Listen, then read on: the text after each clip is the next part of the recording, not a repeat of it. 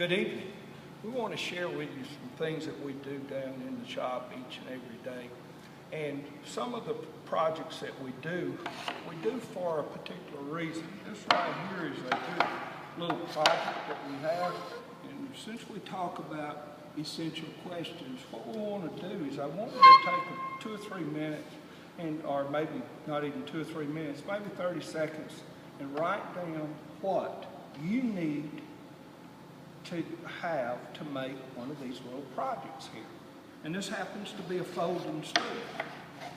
So just take a minute and just put down real briefly what you need to make this particular stool.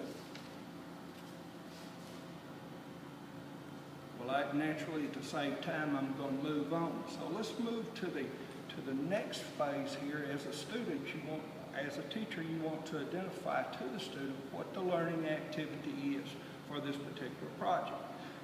And in this particular case, it is to simply learn how to use tools, power tools and hand tools, properly to construct a project and so forth. Now, once we get started, the students are going to know, or want to know, what are we going to actually do? So now the learning activities come into play. And so what we want to do is we want to take this project here and actually divide it up into segments. And we'll say our planning stage here, and this would be a great time to allow the student to make a sketch, a scale drawing, learn drafting techniques so that he could have a visual and a written, prepared procedure for constructing this. The second thing would be to plan out the steps, step by step, what tools, what materials, and how he's going to use them. After that, then he begins the cutting and the wood shaping process. And I'm going somewhere because all of these learning activities are going to be brought into play later on. So the final thing would be the assembly of the stool. And that's the assembly of the parts. Now, we'd like to put a problem-solving technique in here. So let's just briefly, just so that you would understand what the steps are for this right here and how the problem-solving problem is going to be presented. Well, first of all, the student has to take and cut on a table saw 12 pieces. And then he has to cross-cut them to the proper length on a power miter saw. Okay?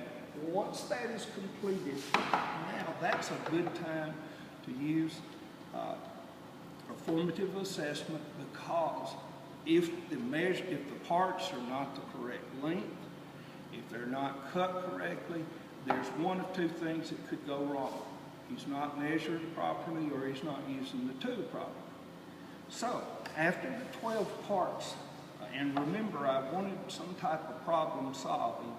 So here we have a total of 1, 2, 3, 4, 5, 6, 7, 8 parts. Now there's a trick to this.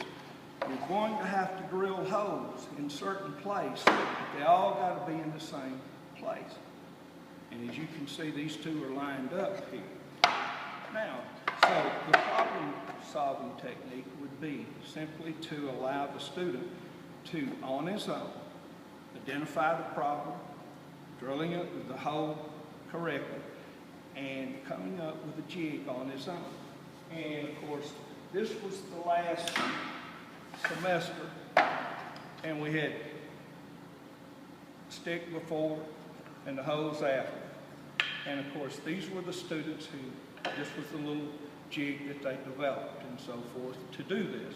And of course, it's just a very simple thing. All you do is you just load all of the pieces in there and take it and use a drill press, which is right over here, another tool that they've got to use, and a spade bit, and drill holes.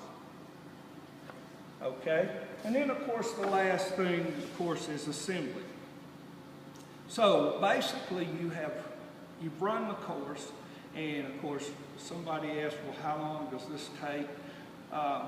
It depends upon the students and how fast that student is moving through the process. And what determines that is the summative evaluations. they dictate pretty much what you need to go back and reteach. So basically what we've got here is when we're getting ready to evaluate all of the activities and so forth, the activities that we are evaluating are really formative evaluations. And what we're trying to do here is determine before we get to the final product or finished product, what problems the student has and what we need to go back and reteach. Give you an example. If these holes right here, and failure is good in this class, because if these holes are not correctly in the correct position, now you have a chance to go back and reteach or help that student get over that to develop those skill sets to where he can actually master the overall project.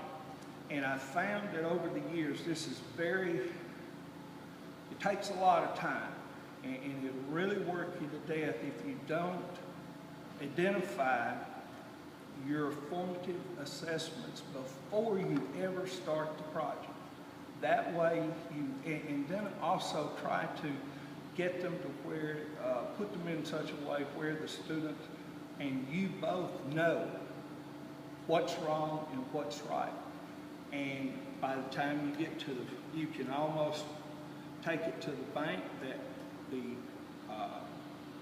formative assessments, if you total those up and average them together, they're going to be a pretty close benchmark of where you're going to wind up when you do your summative evaluation.